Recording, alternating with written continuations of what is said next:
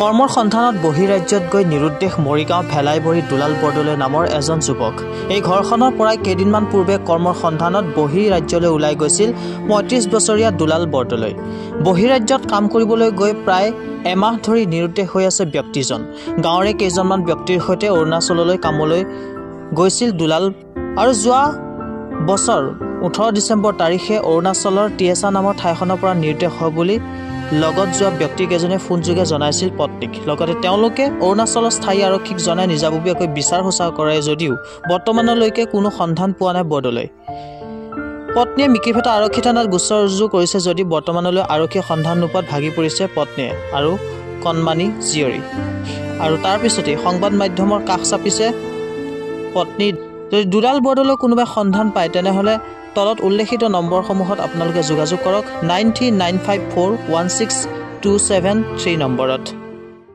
দুলাল বৰদলৈ, ঘৰ ভেলাবৰী, ডিচেম্বৰ 16 তাৰিখে অৰুণাচল আৰু 4জন গৈছে। তেওঁলোকে অৰুণাচলতে আছে।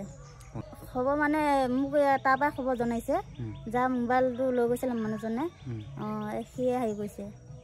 খবৰটো জনাইছে নিৰ্দোষ হ'ল বুলি, নাইকিয়া হৈছে বুলি।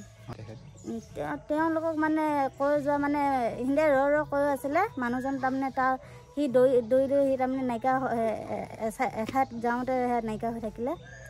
তাৰপিছতে সিহঁতে বিচাৰি গ'ল। তাৰপিছতে সিহঁতে নাপালে মানুহজনে।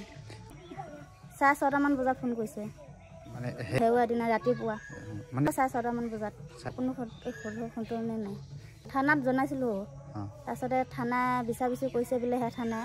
তাৰপিছত এতিয়া কৈছে বিচাৰি আছোঁ, আমি পোৱা নাই বুলি কৈছে।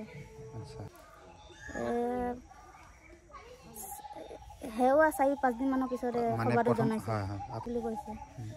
মানুহজনক যদি ক'ৰবাত দেখে আপোনালোকে এইটো ফোনৰ নম্বৰতে ফোন কৰি আমাক খবৰটো জনাব।